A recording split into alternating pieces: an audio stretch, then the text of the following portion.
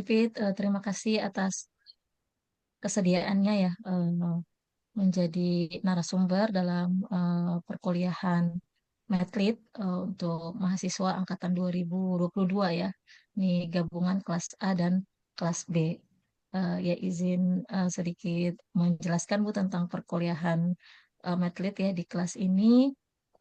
Kita sudah apa namanya eh, mempelajari ya materi perkuliahan yang disampaikan dari pertemuan pertama sampai pertemuan ke 10 ya. Kemarin itu sudah membahas tentang macam-macam metode penelitian ya dari eksperimen gitu, kemudian ada eh, PTK. kualitatif juga PTK, analisis gitu ya.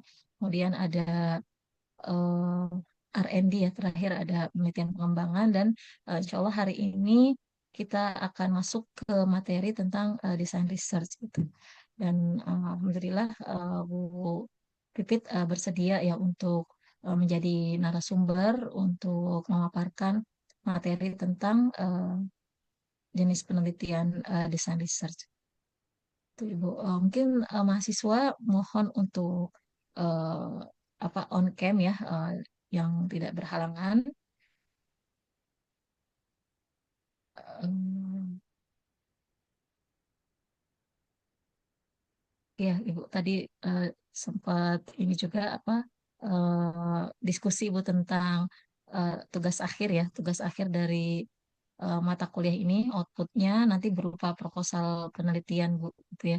Eh, Nanti sudah ditulis berdasarkan pedoman ya, pedoman penulisan skripsi pendidikan ya di lingkungan FMIPA. Jadi diharapkan mahasiswa sudah paham ya tentang jenis-jenis penelitian, dan nanti akhirnya sudah bisa menentukan ke depannya itu mau melakukan penelitian apa seperti itu. Mungkin eh, tanpa berpanjang kata, saya persilahkan Bu Pipit. Baik, terima kasih Bu Mimi. Terima kasih untuk pengantarnya juga kesempatannya pada pagi hari ini untuk saya bisa menyampaikan materi tentang desain research. Bismillahirrahmanirrahim. Assalamualaikum warahmatullahi wabarakatuh. Waalaikumsalam Waalaikumsalam warahmatullahi warahmatullahi wabarakatuh. wabarakatuh. Selamat pagi. Selamat pagi, Bintang dan yang lainnya. Ibu izin off cam karena khawatir nanti agak nge-lag ya kalau Ibu harus on cam. Jadi mudah-mudahan apa yang sedikit yang akan Ibu paparkan pada pagi hari ini bisa memberikan sedikit pemahaman ya. Oke, Ibu sudah share screen, apakah terlihat? Ya, Belum sebentar Ibu. Bu, Ini, Bu. masih Masih loading. loading ya.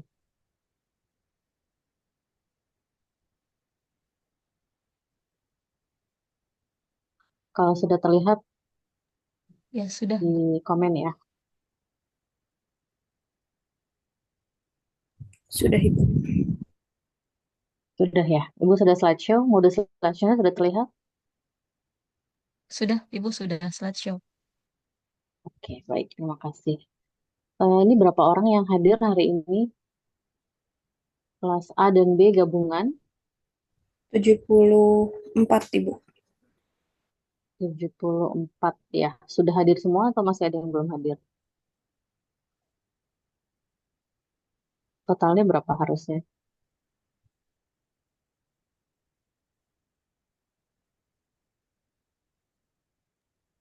Kalau di kelas Tujuh. A itu tadi sudah hadir semua, Ibu. Oke, ya.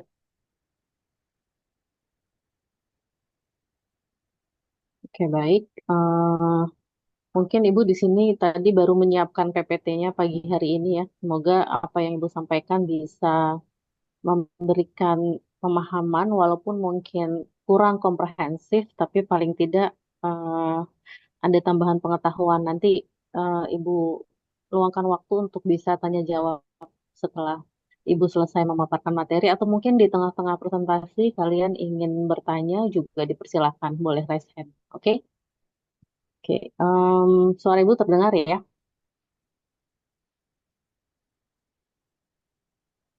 Ya, terdengar, Bu, terdengar. Oke, ya. Jadi untuk hari ini Ibu diminta oleh Bu Mimi menjelaskan tentang metodologi penelitian pendidikan yaitu design research. Apa yang sudah dibahas sebelumnya, kalian telah mengetahui ada metode tadi Bintang bilang ya, ada action research atau PTK, ada penelitian pengembangan, kemudian ada penelitian kuantitatif gitu ya, dan jenis-jenis penelitian yang lainnya. Nah, hari ini kita akan fokus pada design research. Oke, next slide. Sudah terlihat? Ibu bergerak ke outline. Sudah, Ibu. Oke. Ya, jadi secara garis besar ini yang akan Ibu sampaikan, walaupun nanti eh, kita bisa kembangkan ya sesuai dengan pertanyaan atau diskusi yang kalian miliki nanti bisa disampaikan. Pengantar, kemudian karakteristiknya apa, lalu tahapannya apa saja. Lalu Ibu juga akan memberikan tugas dan memberikan contoh. Nah, coba. Ini kan kita sekarang udah sering pakai AI atau ChatGPT ya. Jadi Ibu coba search. Ketika Ibu masukkan kata kunci design research in education and its terminologies, maka seperti ini yang muncul. Jadi memang ketika kita mau fokus kepada design research, tambahkan kata kunci education ya, karena memang istilah ini familiar tidak hanya di bidang pendidikan tapi juga di bidang engineering. Jadi kalian tambahkan kata kunci education ketika mencari informasi terkait metode penelitian ini. Jadi kalau kita baca sama-sama, ini mungkin agak kecil ya, tapi nanti slide-nya akan Ibu berikan. Design Research and Education focus on developing. Jadi ada kata developing and evaluating innovative educational intervention. Ya, jadi mengembangkan dan mengevaluasi inovasi dalam pendidikan seperti program, teaching methods, materials, gini ya, materials kan bisa modul, bisa LKPD dan lain-lain ya, atau alat peraga. Untuk apa? To address ya, untuk menyelesaikan masalah yang bersifat praktis dan untuk improve learning, untuk meningkatkan kualitas pembelajaran tentunya ya. It is an iterative process of designing. Jadi ini adalah proses yang iteratif atau cyclic ya, berulang dari proses desain pertama, kemudian testing, menguji cobakan dan refining solutions. Jadi setelah didesain kita uji cobakan, lalu dari hasil uji coba kita perbaiki gitu ya, within real world educational settings. Often involving collaboration between researchers and practitioners. Kalau dalam hal pembelajaran matematik, maka kita pasti perlu kolaborasi dengan guru ya. Nah, key terminologies include design-based research, which emphasize systematic design changes and the study of learning within those environments, and design experiment, which introduce innovation and examine their impact. Jadi nanti ada beberapa terminologi yang sering juga muncul, tapi istilahnya maknanya sama dengan design research. Salah satunya design experiment dan juga DBR ya.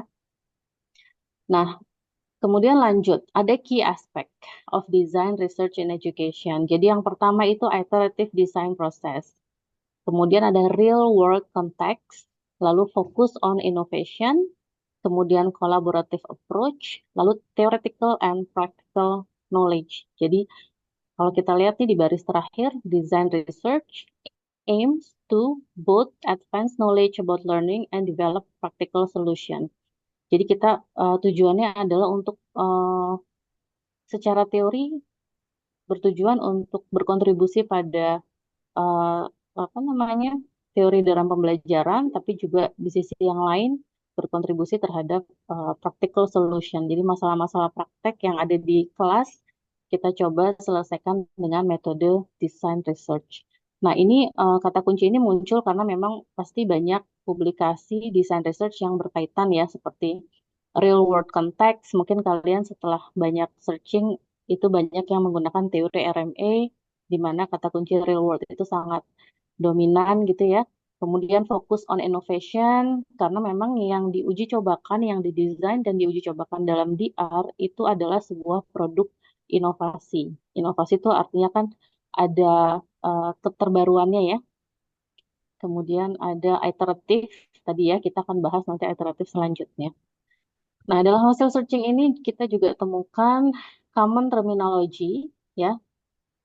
Jadi kalau nanti kalian temukan istilah design based research itu maknanya sama dengan design research. Hanya saja istilahnya yang banyak dipakai oleh para peneliti. Biasanya mereka cenderung pakai istilah berbeda karena memang ada tujuan tertentu.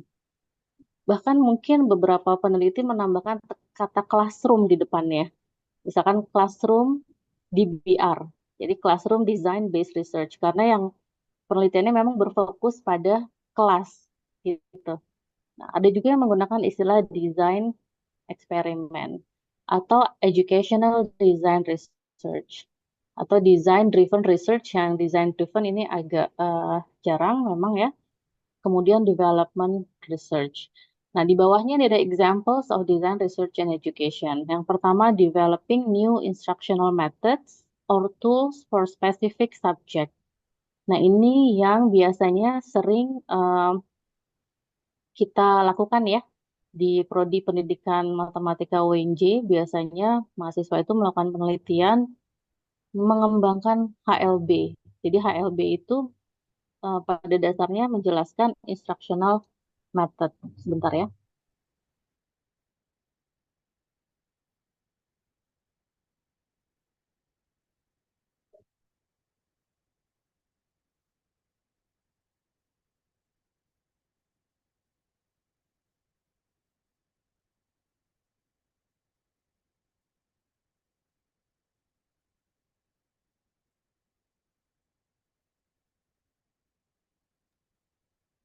Oke, Ibu lanjutkan ya.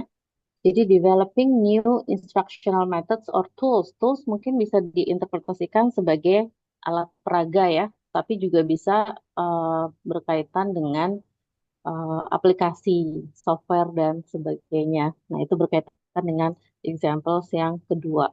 Designing and evaluating educational software or online learning platforms, creating new assessment strategies that align with learning objective, improving teaching practices or curriculum design. Nah, mungkin pada saat kita baca ini pasti ada pertanyaan di benak kalian ya. Bedanya apa ya sama penelitian pengembangan gitu kan? Pengembangan kan juga sama-sama mengembangkan produk gitu. Silahkan nanti kalau ada pertanyaan boleh ditanya. Nah, sambil kalian eh, mengumpulkan pertanyaan, Ibu lanjut dulu ke slide selanjutnya. Nah, ini tadi ya beberapa terminologi yang apa namanya berkaitan. Jadi developmental research memang itu pertama kali digunakan kaitannya sama RME karena memang kita penelitian kita banyak di RME, Realistic Mathematics Education. Nah, pionirnya adalah Prudental, kemudian dikembangkan lebih lanjut oleh Grafemeyer dan banyak pakar-pakar lainnya di RME. Awalnya istilah developmental research yang digunakan, tetapi seiring berkembangnya penelitian ini, maka istilah yang sekarang sering digunakan adalah design research. Jadi ada beberapa alasan mengapa uh, yang lebih dominan dipakai sekarang design research atau design based research. Lalu penelitian pioneer lainnya yang memang berkaitan dengan ini adalah design eksperimen. Jadi kalau kalian nanti mau lanjut studi gitu ya, tertarik untuk mengembangkan lebih lanjut, kalian bisa baca literatur ini ya tentang development research ataupun design experiments. Nah, untuk design research atau design based research atau DBR ya, DR atau DBR, biasanya Ibu menggunakan referensi Becker NRD tahun 2015, kemudian COP juga Grafemeyer and COP. Nanti Ibu akan berikan apa referensinya di akhir presentasi. Nah, sebetulnya tujuannya apa sih gitu kan? Tadi kan sudah di spill ya dalam AI ya. Tujuannya adalah untuk mengembangkan teori yang bisa menyelesaikan masalah praktis dalam pembelajaran gitu kan ya. Nah, Ibu ini screenshot dari sumber buku yang tadi menjadi salah satu referensi bahwa pada dasarnya di buku ini itu menjelaskan beberapa research aims pada umumnya. Jadi eh, ada to describe ya. Jadi ini tujuan penelitian pada umumnya ya, tidak spesifik pada design research ya. Kalau kita perhatikan di sini untuk menjelaskan, contohnya konsep what conceptions of sampling do 7th grade students have? Misalkan kalian punya pertanyaan penelitian, siswa kelas 7 tuh pemahamannya tentang konsep sampling gimana sih gitu ya. Nah, bagaimana mencari tahunya? Mungkin kalian bisa sebar kuesioner, bisa kasih soal tes, bisa melakukan wawancara untuk bisa menjawab masalah yang bertujuannya untuk menjelaskan atau describe. Yang kedua adalah to compare, untuk membandingkan. Ini sama seperti yang kalian telah bahas sebelumnya, yaitu penelitian kuantitatif. Ketika kalian mau bandingin metode A dengan metode B, mana yang memberikan hasil lebih baik. Nah, ini dibutuhkan analisis statistik ya. Nah, kemudian pada halaman selanjutnya, tujuan penelitian yang lain juga ada yang bertujuan untuk mengevaluasi, to evaluate. How well do students develop an understanding of distribution in an instructional sequence? Jadi kalian melihat perkembangan pemahaman siswanya tentang konsep tertentu setelah kalian mengimplementasikan suatu teaching eksperimen misalkan ya. Lalu kemudian tujuan yang selanjutnya dalam penelitian adalah to explain or to predict. Nah, pertanyaan penelitiannya yang berkaitan, why do so few students choose a bachelor in mathematics or science? Atau what will students do when using a particular software package? Ini juga melibatkan metode penelitian yang lain ya, karena model pertanyaannya pakai kata why ya. Jadi untuk menjelaskan atau memprediksi. Lalu to advise, misalkan, how can secondary school students be supported to learn about correlation and regression? Jadi ini lebih ke praktis, kira-kira apa sih yang bisa membantu guru ya untuk mempelajari konsep korelasi dan regresi. Nah, banyak metode yang bisa kita pakai untuk menjawab tujuan penelitian ini, tapi di sini dikatakan bahwa kalau kita lihat 1, 2, 3, 4, 5 baris kelima di situ ya, DBR typically has an explanatory and advisory aim, namely to give theoretical insights into how particular ways of teaching and learning can be promoted. Jadi kita bisa pahami bahwa dengan menggunakan metode penelitian DBR, kita bisa memberikan insight gitu ya, mengenai bagaimana sih caranya supaya proses pembelajaran matematika gitu bisa lebih maksimal pada sebuah topik matematika tertentu gitu ya, spesifik subjek. Nah, ini tujuannya, jadi kalian mungkin bisa membandingkan perbedaannya. Nah, karakteristiknya, ini Ibu belum sempat translate, tapi mungkin lebih baik pakai bahasa Inggris ya, khawatir kalau bahasa Indonesia nanti ada konsep yang menjadi tereduksi takutnya. Jadi yang pertama karakteristiknya, design research contributes directly to the improvement of educational practices. Karena ini menjawab permasalahan praktis. Jadi misalkan kalian selama ini kan sudah pernah melakukan analisis ya, kira-kira siswa sulitnya dalam belajar aljabar apa sih? Oh, siswa sulit dalam belajar aljabar itu ketika mereka harus membuat model atau ekspresi matematik. Misalkan mereka sulit dalam melakukan pemfaktoran gitu ya, atau mereka sulit ketika mereka harus menyelesaikan soal-soal penalaran. Nah, dengan bisa menganalisis kesulitan tersebut, kalian bisa mencari literatur gitu ya, mempelajari kira-kira bagaimana kita bisa mensupport siswa ya, supaya mereka bisa mengatasi kesulitan tersebut ya. Jadi memang metode ini sangat relevan dan sangat apa namanya ya sangat relevan dalam educational practice terutama di kelas ya, kalau dalam konteks penelitian di pendidikan matematik. Yang kedua adalah highly interventionist.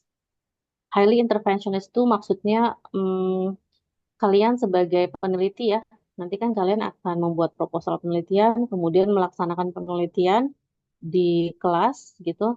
Kalian bisa memberikan intervensi sesuai dengan apa yang sudah dirancang atau didesain. Jadi tentunya intervensi yang kalian akan berikan nanti sudah dikonsultasikan dengan pembimbing ya. Dan intervensi yang diberikan ini maksudnya adalah eh, sebuah inovasi dalam pembelajaran gitu. Jadi bukan sekedar intervensi, memberikan intervensi biasa, tapi sebuah inovasi dalam pembelajaran. Oke, kemudian yang ketiga, it has a strong theoretical as well as pragmatic orientation. Jadi theoreticalnya dia kuat, theoretical foundationnya kuat, karena dalam mengembangkan HLB nanti kan kita akan mengenal istilah hipotesis lintasan belajar ya. Kita harus berdasarkan teori-teori yang ada. Kita harus berpijak pada penelitian-penelitian yang sudah pernah dilakukan. Juga dia punya strong pragmatic orientation. Pragmatic ini artinya menyelesaikan masalah yang bersifat praktis di kelas.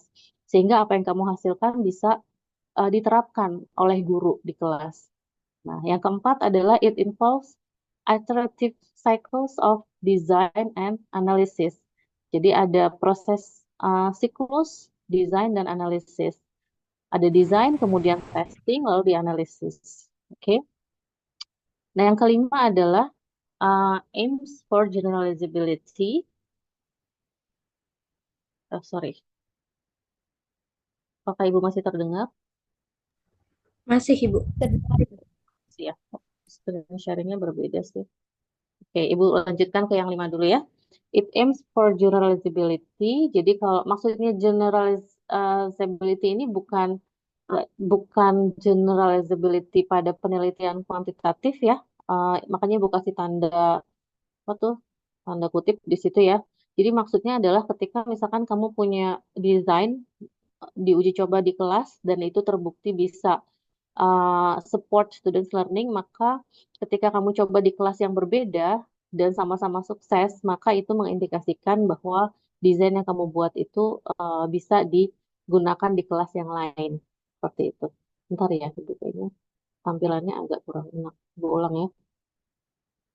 Oke. Mungkin sampai tadi, apakah kira-kira ada pertanyaan sambil Ibu sharing ulang? Belum ada, Ibu. Ada Ibu. Oke, Ibu lanjut ya.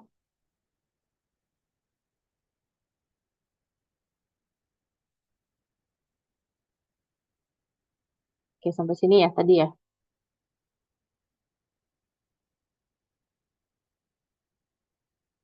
Sampai sini, betul? Iya, Ibu, betul. Betul Ibu.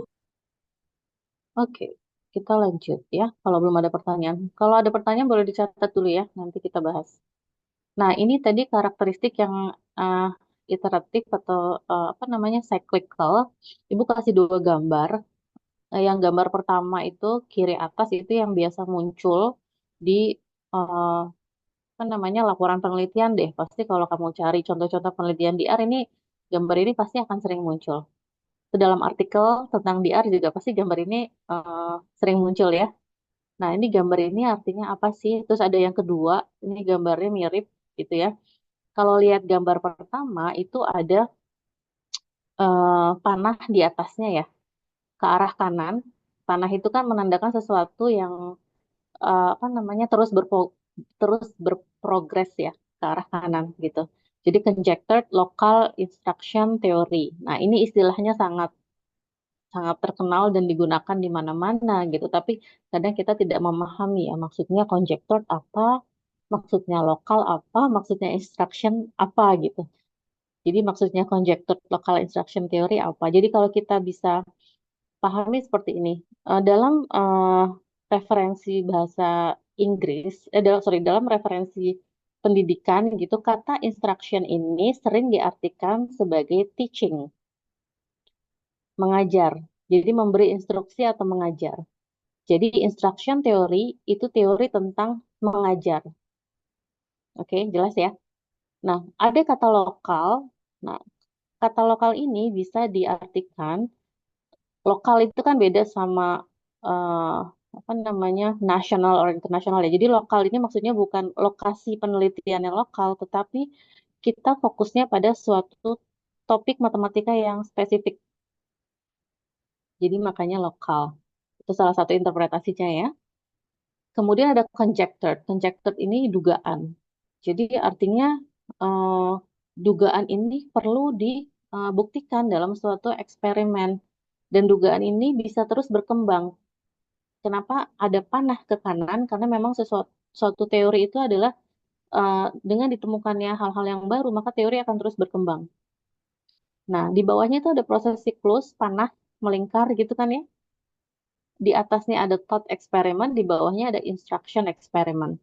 Nah, thought experiment ini yang dimaksud dengan kamu melakukan proses desain, kamu membaca literatur, kamu membandingkan teori uh, dari berbagai literatur, kemudian kamu merumuskan itu menjadi sebuah HLB misalkan. Kamu menyusun hipotesis lintasan belajar. Kemudian hasil dari thought eksperimen itu kamu uji cobakan di kelas. Nah, itu yang disebut dengan instruction experiment. Nah, proses ini nanti dianalisis, dievaluasi, masuk lagi ke thought eksperimen di siklus kedua. Siklus kedua ini bisa diartikan kamu meneliti pada tahapan yang selanjutnya, atau mungkin peneliti lain meneliti topik yang sama dengan kamu. Jadi siklus ini terus berlanjut. Jadi topik yang sama bisa diteliti berkali-kali berdasarkan hasil evaluasi pada siklus yang pertama tentunya ya. Seperti itu. Nah, kalau yang gambar kedua ini kan gambarnya ada istilah daily mini cycles, ada long term macro cycles. Jadi kita bisa interpretasikan bahwa di dalam setiap siklus yang gambar pertama itu mengandung siklus-siklus kecil. Nah, siklus-siklus kecil ini kita bisa pahami sebagai uh, pertemuan dalam penelitian kalian teaching eksperimen itu nanti kan ada pertemuan satu, pertemuan dua gitu ya. Jadi taruhlah di sini ada satu, dua, tiga, empat, ada 4 siklus mini cycle berarti ada 4 pertemuan. Pertemuan satu, kamu punya HLB pertemuan itu apa, diuji cobakan di kelas, dievaluasi apa yang kurang untuk memperbaiki pada pertemuan kedua, ketiga, keempat, dan seterusnya. Nah, satu makro cycle ini merupakan sebuah penelitian kamu yang dilaporkan dalam laporan skripsi nanti ya. Nah, penelitian kamu ini mungkin nanti akan ditindaklanjuti oleh kamu pada tahun berikutnya, atau pada semester berikutnya, atau pada jenjang berikutnya. Misalkan kamu mau lanjut ke S2, tetap meneliti topik yang sama, bisa, ya. Atau mungkin peneliti lain, seperti itu. Jadi ada mini cycles yang bisa diartikan pertemuan dalam pembelajaran, ada macro cycle yang bisa diartikan sebagai sequence of activities atau satu HLB yang kamu uji cobakan dalam sebuah penelitian di R. Ya. Next. Nah, tahapan ini yang perlu dipahami karena memang dalam metodologi penelitian tentu tahapan ini yang harus menjadi pusat perhatian ya. Apa yang kamu lakukan? Jadi ketika kamu udah baca teorinya, kemudian kamu tentu harus mengikuti prosedur ya tahapan dalam penelitian karena ini yang mencirikan metode DR dengan membedakan DR dengan metode lainnya gitu ya. Jadi eh, di tahap satu preparation and design ini semua penelitian sama sebetulnya ya. Cuman di DR ini dieksplisitkan aja di mana kamu melakukan studi literatur. Itu yang maksudnya tadi strong theoretical ya, strong theoretical foundation. Jadi kamu harus studi literatur dulu, bacalah penelitian-penelitian yang uh, relevan dengan topik yang mau kamu teliti gitu. Cari keunggulannya, cari kekurangannya sehingga kamu bisa memperbaiki HLB yang akan kamu lakukan di penelitian kamu. Lalu ada pengembangan dan validasi desain. Desain ini kita bisa interpretasikan sebagai hipotesis lintasan belajar ya. Nanti itu yang kamu desain. Ada beberapa mahasiswa ibu juga uh, di apa diwujudkan dalam bentuk sebuah LKPD, boleh sebuah modul, boleh gitu ya, dan seterusnya. Lalu uji coba desain. Uji coba tuh sebelum kamu masuk ke kelas yang benerannya, kamu bisa uji coba ke sekelompok anak gitu, sekelompok kecil anak, atau satu dua anak juga nggak apa-apa. Karena khawatir ada instruksi yang kita berikan, itu bahasanya tidak bisa dipahami anak. Jadi ini penting untuk menguji coba dulu. Nah, tahapan kedua adalah teaching eksperimen. Teaching eksperimen di mana desain yang udah kamu buat tadi di awal, kamu uji cobakan di kelas. Nah, saat menguji cobakan di kelas itu berkaitan dengan bagaimana kamu mengumpulkan data ya. Karena data-data ini penting dalam metode penelitian. Bagaimana kamu melakukan observasi itu nanti perlu diperhatikan. Apa saja data yang dikumpulkan, misalkan wawancara dengan guru dan siswa, atau kamu memberikan tes tertulis, di mana nanti hasil tesnya akan kamu cermati, kamu analisis, gitu ya. Apakah pemahaman siswa sudah sesuai dengan yang kamu hipotesiskan dalam HLB.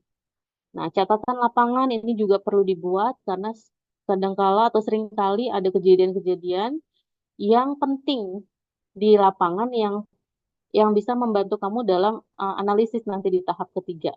Nah, retrospektif analisis tahap ketiga ini walaupun urutannya ketiga ya, bukan berarti dia dilakukan di akhir penelitian. Analisis ini perlu kamu lakukan juga saat dalam fase kedua.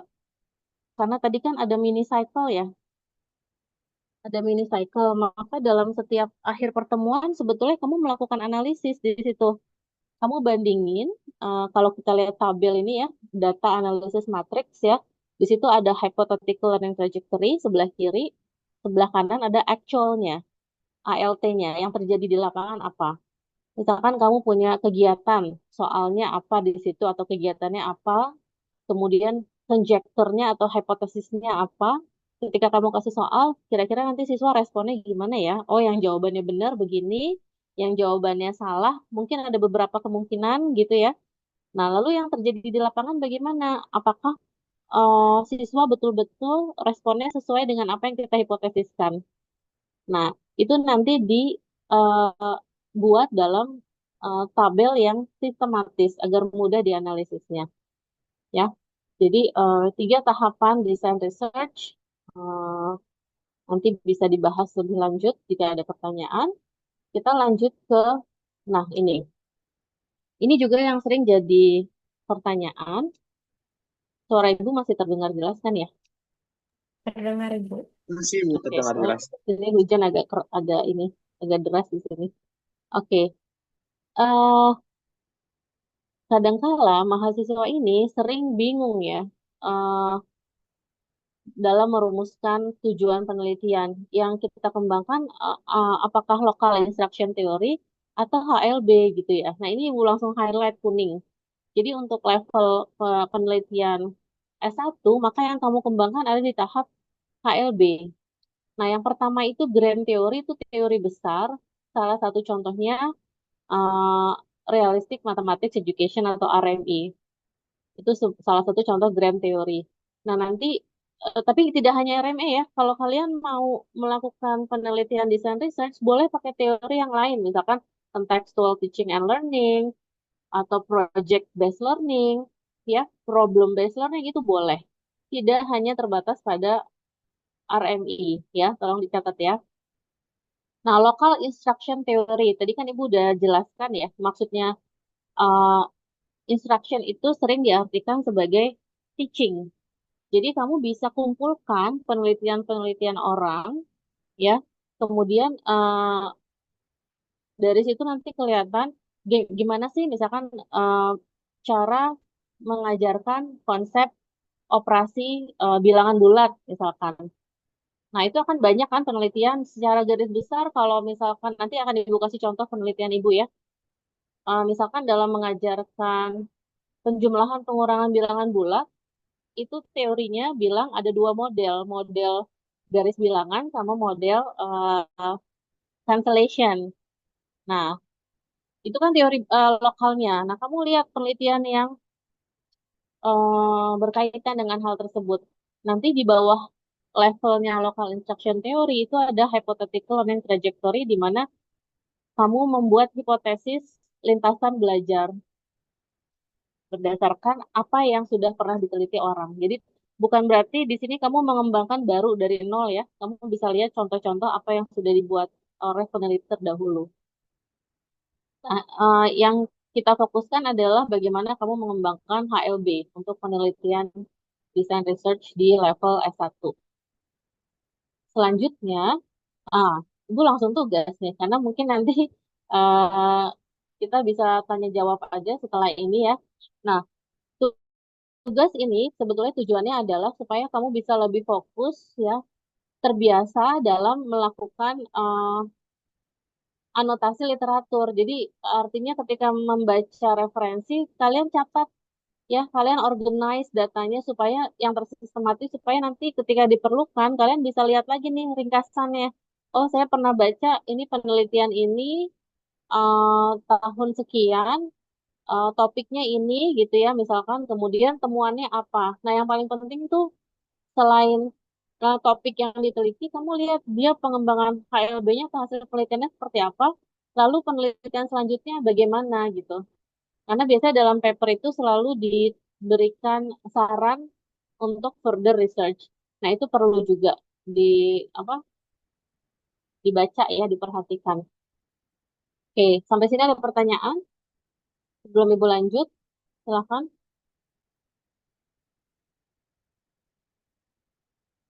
Oke, Permisi Bintang. Bu, Ya, terima kasih atas penjelasannya terkait desain research. Nah, saya izin bertanya sedikit. Tadi pada saat langkah-langkah apa tuh penyelesaian desain research, tadi saya lihat kayak ada pengembangan validasi dan media berupa LKPD atau modul ajak. Nah, itu kan sepertinya kalau kalau dari apa biasanya kalau harus validasi media itu kan mirip dengan penelitian R&D. Nah, yang membedakannya itu apa saja sih yang membedakannya dari apa pengembangan suatu media itu dari apa desain research dan R&D. ya, Terima kasih. terima kasih. Bagus, Bintang, pertanyaannya. Tandanya kamu menyimak nih paparan dari Ibu. Jadi, itu memang pertanyaan yang Ibu harapkan muncul ya dari kalian. Apa bedanya R&D sama design research? Nah, kalau penelitian R&D, Research and Development, atau penelitian pengembangan, eh, kalian mengembangkan sebuah produk gitu ya. Produknya itu bisa media online, bisa media apa namanya, yang sifatnya hands-on. Ya, atau produk apapun gitu ya, modul bisa modul cetak, bisa modul e-modul dan seterusnya. Nah, dalam penelitian pengembangan yang biasa kita lakukan di prodi, itu mahasiswa biasanya tahapannya melakukan analisis pendahuluan gitu ya, melakukan kajian literatur, pengembangan produk. Nah, produknya itu nanti perlu divalidasi oleh ahli, kemudian diuji coba. Nah, yang membedakan adalah uji cobanya ini.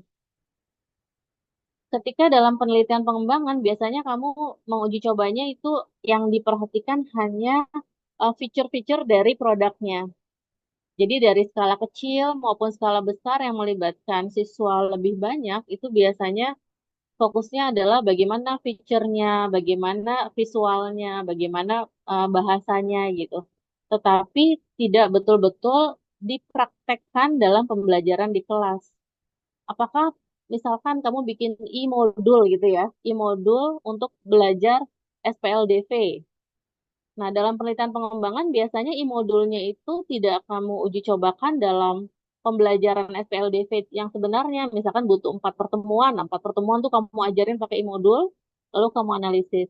Nah, itu yang terjadi pada pengembangan. Jadi sampai pada pengembangan produk, divalidasi, produknya layak dipakai. Tapi kalau di design research, kamu melakukan yang namanya teaching experiment, di mana produk yang kamu kembangkan atau yang kamu desain itu diuji cobakan dalam teaching experiment. Ada pertemuan satu membahas chapter one misalkan, atau pertemuan dua membahas chapter two dan seterusnya sampai selesai. Nah, dalam teaching experiment itu dilakukan pengumpulan data yang sangat apa namanya hati-hati ya. Bagaimana kamu merekam data-data jawaban siswa gitu kan? Apakah instruksi yang diberikan di modul itu bisa dipahami oleh siswa? Apakah siswa terbantu belajar SPLDV dan seterusnya dan seterusnya.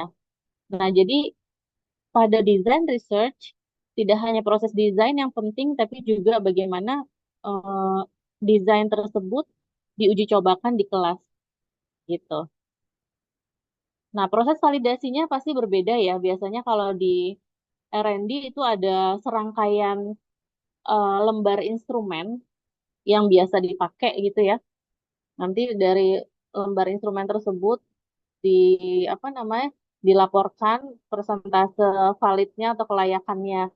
Tapi dalam penelitian design research biasanya proses validasi instrumen ini dilakukan internal antara mahasiswa dengan dosen pembimbing. Karena memang yang betul-betul mengetahui topik wilayah penelitian ini adalah mahasiswa tersebut dengan dosen pembimbingnya. Seperti itu. Jadi validasi instrumennya prosesnya berbeda antara R&D sama DR. Bintang, apakah masih ada yang mau ditanyakan? Sudah cukup, Ibu. Terima kasih. Oke,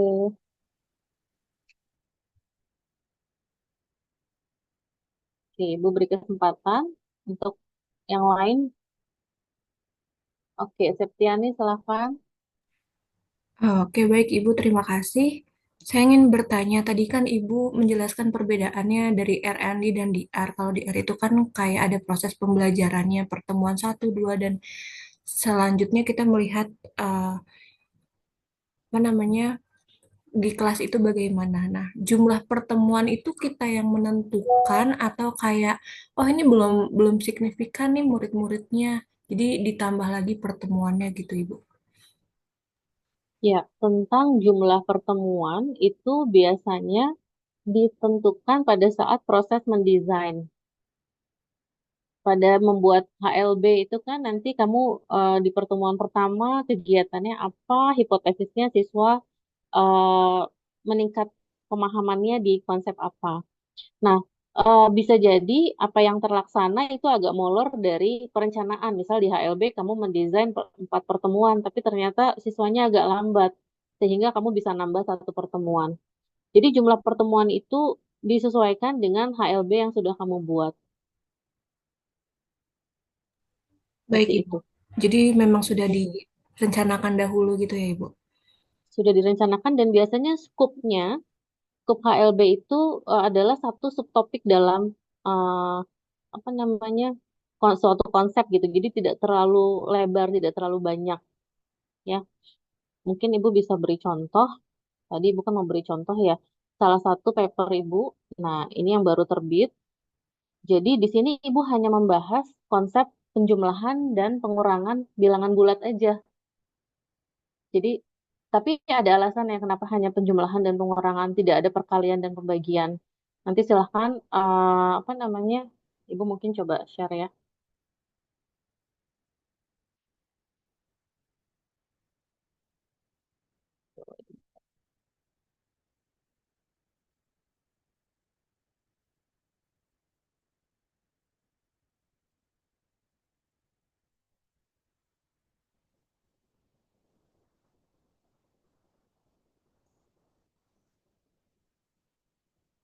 Oh, ini dulu ya.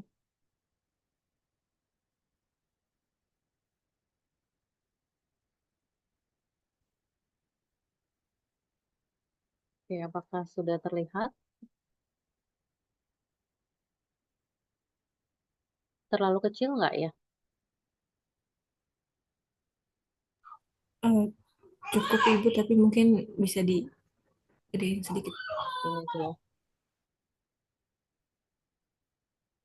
Oke, nanti silahkan kamu bisa download, nanti diklik link doi-nya. Di sini Ibu apa namanya? Tadi kan salah satu tujuan penelitian di R itu kan to advise ya. Jadi salah satu advice yang Ibu berikan adalah Ibu apa, merekomendasikan penggunaan model bukit dan lembah untuk menyelesaikan soal-soal penjumlahan dan pengurangan bilangan bulat. Nah, di sini Ibu spesifik hanya penjumlahan dan pengurangan aja, tidak masuk perkalian dan bagian. Nanti ini yang akan menentukan berapa pertemuan yang akan kamu laksanakan di kelas. Nah, ini memang keywordnya tidak ada design research ya kalau kamu perhatikan di sini ya. Jadi mungkin ketika kamu searching paper, tidak semua paper di R itu apa namanya menuliskan dalam keyword. Mungkin ini kayaknya Ibu lupa aja kali ya. Tapi ini adalah salah satu bagian apa analisis yang Ibu lakukan dalam penelitian. eh, Nah, jadi di sini the study presents a specific findings from a design-based research study yang dilakukan di kelas 6, melibatkan 25 siswa. Jadi fokusnya apa?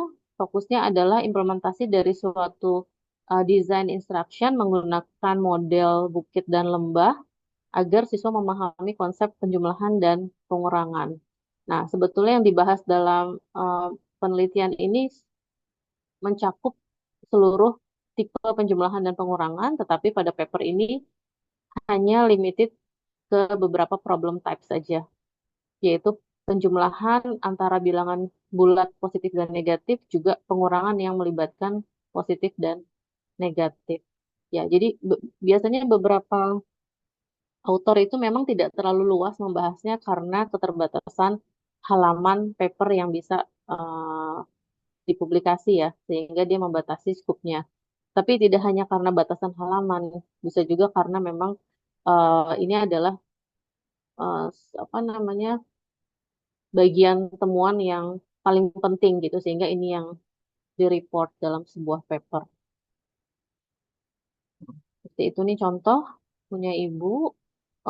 Ini adalah model bukit dan lembah, di mana konsep, nah, kalau kita lihat di sini ya, di abstrak ya, the study aim to examine how. Nah, sebetulnya kan tadi di penelitian besarnya melibatkan siswa dalam satu kelas ya. Tapi dalam paper ini Ibu hanya melaporkan 3 siswa aja gitu. Nah, dalam penelitian DR-nya melibatkan 25 siswa itu, nah, siswa bisa mengembangkan atau memahami konsep penjumlahan dan pengurangan di sini.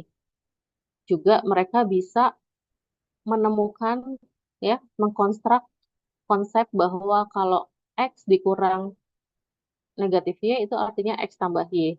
Ini kan seringkali menjadi aturan yang guru berikan begitu aja ya ke siswa ya, tanpa siswa memahami dari mana kok bisa dikurang negatif jadi tambah. Nah, dengan menggunakan model bukit dan lembah ini, siswa bisa menemukan rumus ini. Oke, jadi ini salah satu contoh. Nah, terkait dengan tugas yang tadi harus kamu kerjakan ya. Nah, nanti kan di situ kamu harus menuliskan tadi apa saja tadi itu judul gitu ya. Kemudian ada judul tahun peneliti itu kan udah jelas ya. Ada tujuan penelitian. Nah, tujuan penelitian tuh biasanya kamu bisa temukan di akhir-akhir sebelum methods. Nah, ini kan Ibu. Nah, tujuan penelitian bisa juga dinyatakan dalam bentuk pernyataan penelitian ya. Seperti ini ya. Nah, kenapa kita perlu meng-highlight ini supaya fokus nanti pada saat baca bahasannya. Penelitian ini paper ini mau menjawab apa sih gitu ya. Nah, ini tujuan atau masalah penelitiannya.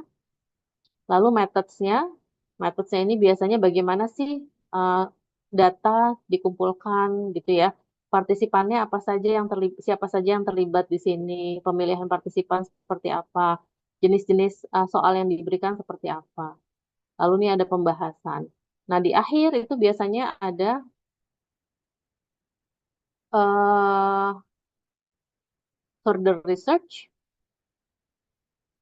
Nah, di sini ya, ada future research. Nah, biasanya penelitian seperti itu, paper seperti itu. Jadi ada future research-nya, tolong kamu highlight juga dalam tugas yang Ibu berikan tadi. Oke, sampai sini ada pertanyaan kira-kira? Pertanyaan selanjutnya apa?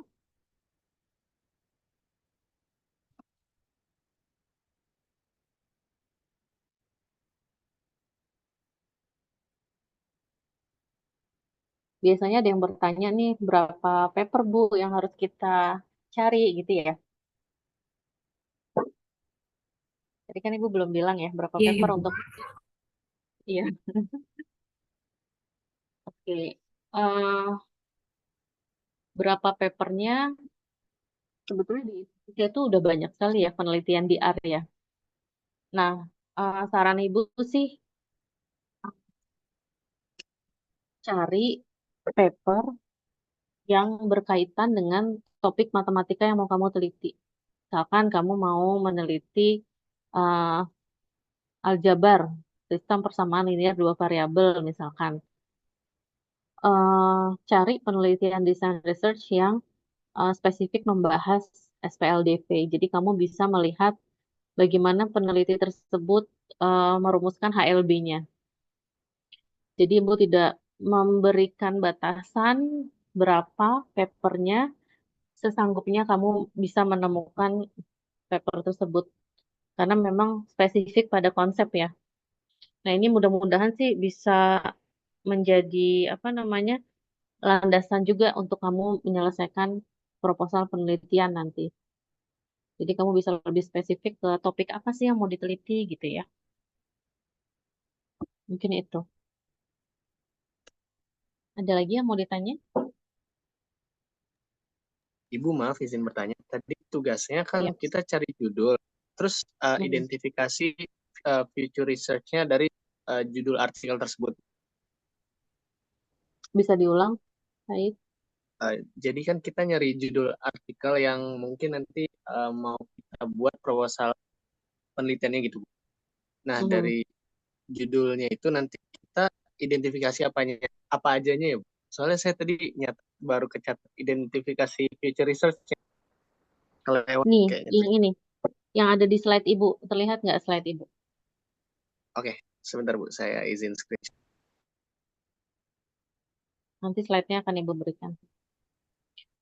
Iya, jadi tujuannya supaya kamu harus membaca sih sebetulnya. Karena seringkali mahasiswa itu suka suka apa namanya kurang melakukan studi literatur ya. Jadi Ibu sengaja memberikan tugas ini agar kamu banyak membaca yang sudah peneliti terdahulu lakukan apa gitu ya. Karena kita perlu tahu ini dalam menyusun HLB. Kamu mau nyusun HLB untuk pembelajaran persamaan garis lurus. Tapi kamu nggak bisa nyusun itu dari nol menurut menurut awang-awang kamu, imajinasi kamu sendiri gitu kan. Jadi imajinasi kita penting, tetapi lebih penting lagi kita imajinasinya tuh berdasar dengan apa yang sudah pernah diteliti orang gitu. Jadi kita mengembangkan apa yang sudah ada. Seperti misalkan Ibu tadi membuat model bukit dan lembah. Itu kan juga dari hasil pemikiran gitu ya. Mungkin awalnya hasil imajinasi, tetapi Ibu mendasari itu dari model yang sudah ada, yaitu model garis bilangan dan model cancellation. Jadi misalkan tadi konsep satu bukit dan satu lembah itu menjadi netral, menjadi cancel, menjadi hilang. Nah, itu sebetulnya adalah prinsip cancellation. Jadi dalam membuat HLB nanti kamu harus berdasar pada teori yang sudah ada. Itu yang tadi Ibu maksud dengan local instruction theory.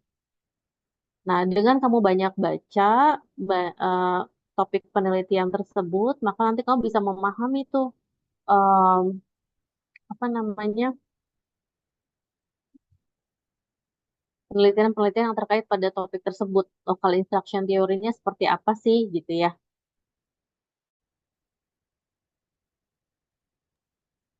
Oke Bu, terima kasih Bu. Ya, ada lagi yang mau ditanyakan terkait DR. Ini adalah contoh artikel, ini adalah eh, bacaan yang bisa kamu follow up gitu ya. Kalau apa namanya? Sebetulnya yang referensi bahasa Indonesia juga ada ya, tapi Ibu belum per- belum memilikinya gitu ya.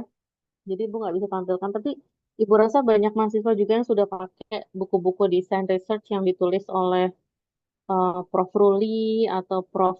Ari Aryadi dari UNY gitu ya. Prof. Ruli dari Universitas Ahmad Dahlan. Setahu Ibu sih itu ya yang dalam pembelajaran atau pendidikan matematik ya. Coba nanti kamu cermati dari laporan skripsi teman-teman. Oke, Bu Mimi. Ya, baik. Terima kasih Bu Pipit atas pemaparannya yang luar biasa, sangat jelas gitu ya berkaitan dengan desain research itu. Mungkin kalau jenis-jenis penelitian lain begitu ya, mahasiswa sering gitu ya Bu, sering Mhm. eh, membaca begitu ya, atau eh, apa namanya ya, sering ya membaca begitu ya. Kalau desain research apa eh, walaupun sudah lama gitu ya dan udah banyak juga di prodi kita di UNJ, Pendidikan Informatika UNJ, namun eh, jika dibandingkan dengan jenis penelitian lain eh, masih relatif jarang begitu ya Bu ya. Nah ini barusan pemaparan Bu Pipit sangat jelas, jadi mudah-mudahan eh, semakin banyak gitu ya yang meneliti di jenis penelitian ini. Izin bertanya agak teknis sedikit ya Bu. Tadi disampaikan tentang local instruction theory sama hypothetical learning trajectory ya, LIT dan HLT begitu Bu. Nah, tadi Ibu sampaikan kalau eh, untuk S1 ya, penelitian S1 atau skripsi ini eh, outputnya atau hasil dari penelitian ini nanti kan berupa eh, HLB ya Bu, hipotesis lintasan belajar atau HLT tadi. Nah, kalau di eh, bab 2 Bu di pedoman skripsi, karena kadang-kadang mahasiswa itu eh, ya memang diminta ya untuk sesuai dengan pedoman gitu Bu, merujuk ke pedomannya. Nah, di bab 2-nya itu selain ada di bagian kajian pustaka, selain ada teori yang relevan, ada juga subbab ya terkait dengan eh, LIT dan HLT Bu. Nah, apakah yang dimaksud di situ adalah LIT dan HLT yang telah dikembangkan oleh penelitian-penelitian sebelumnya yang bisa jadi landasan ya dalam penelitian yang akan dilakukan nantinya, atau eh, hipotesis lintasan belajar yang nanti akan dikembangkan yang dibahas di bab tersebut Bu, di bab 2 itu Bu.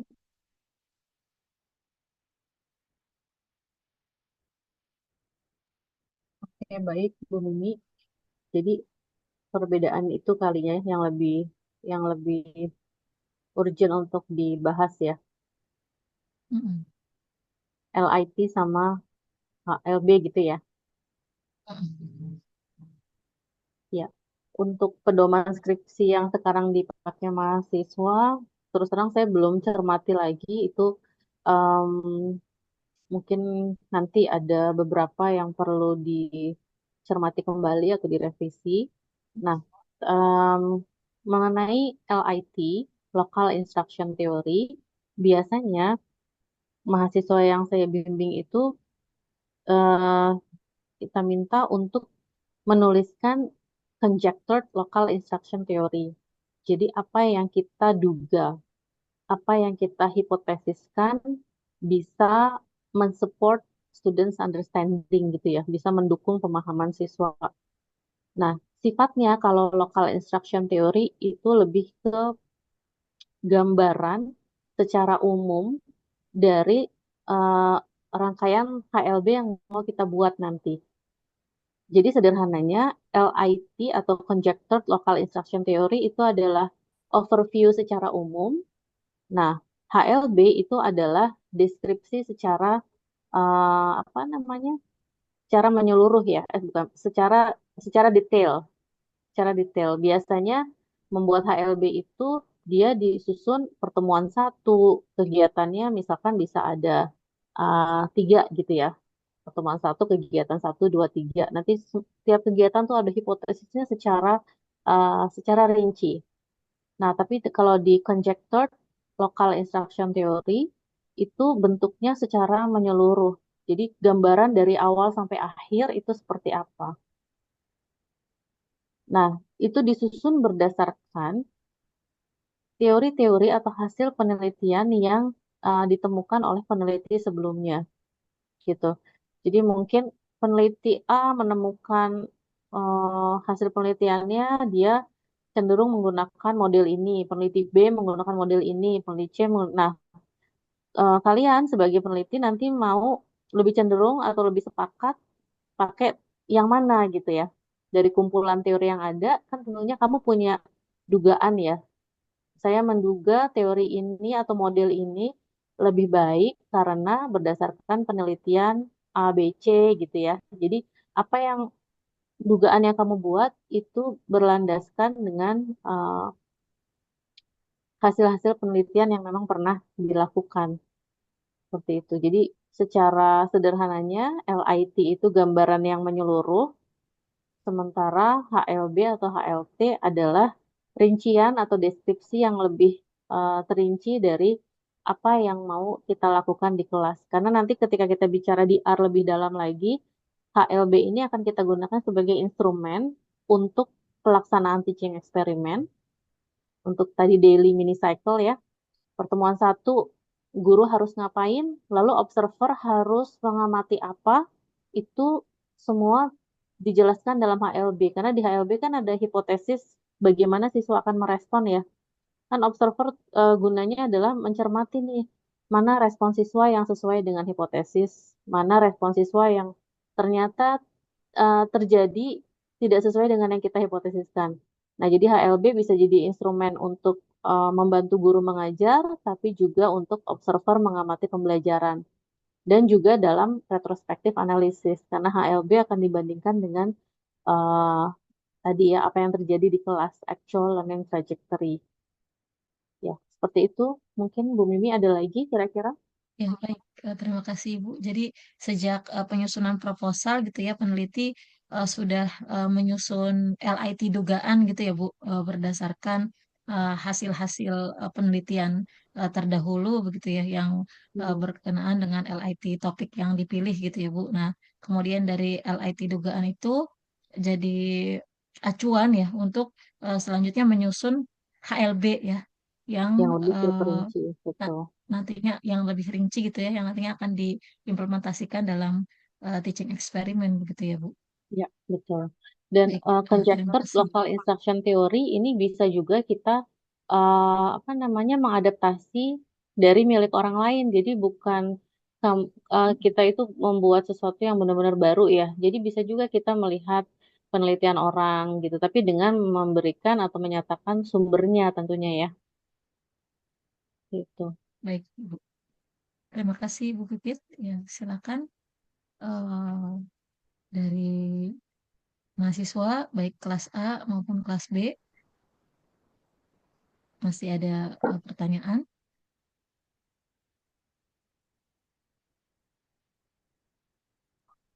Sudah jelas ya? Sudah jelas yang oke, baik.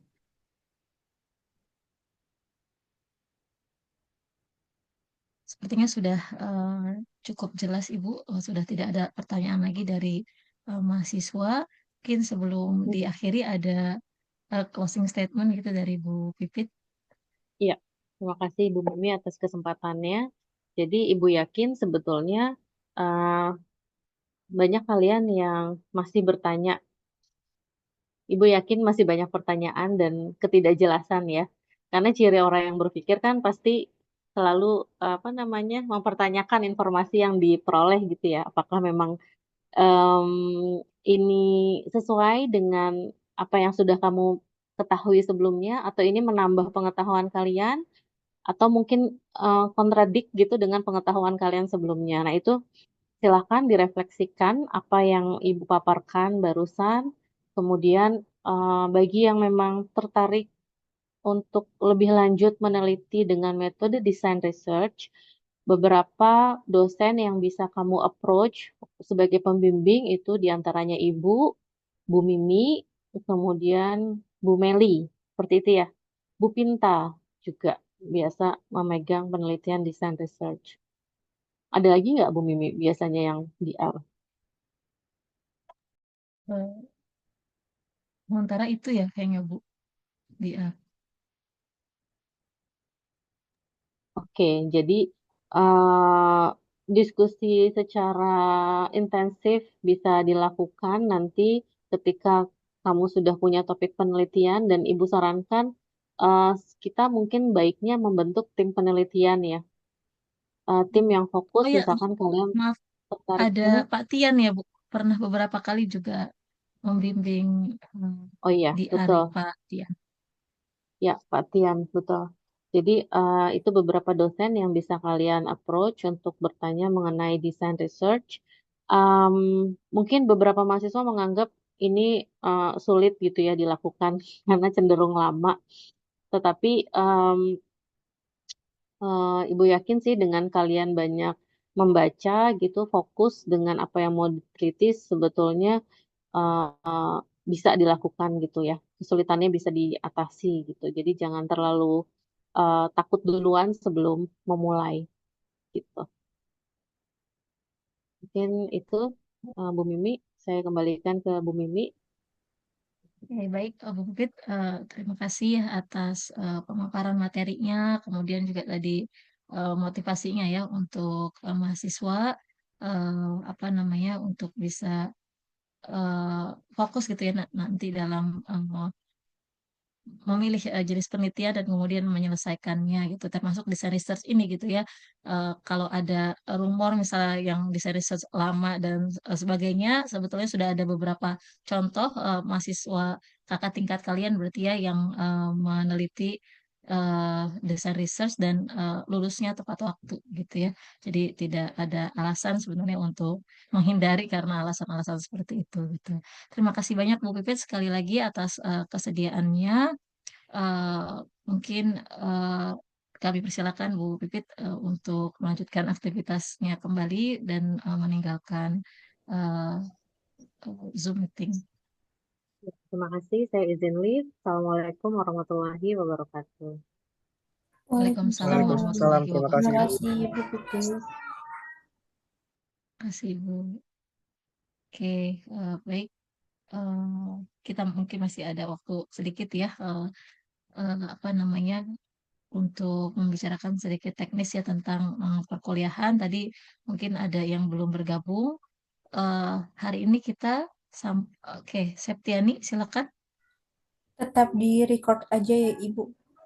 Oh ya, oke, baik di stop record. Oh, di stop saja, Ibu. Ya, di stop aja.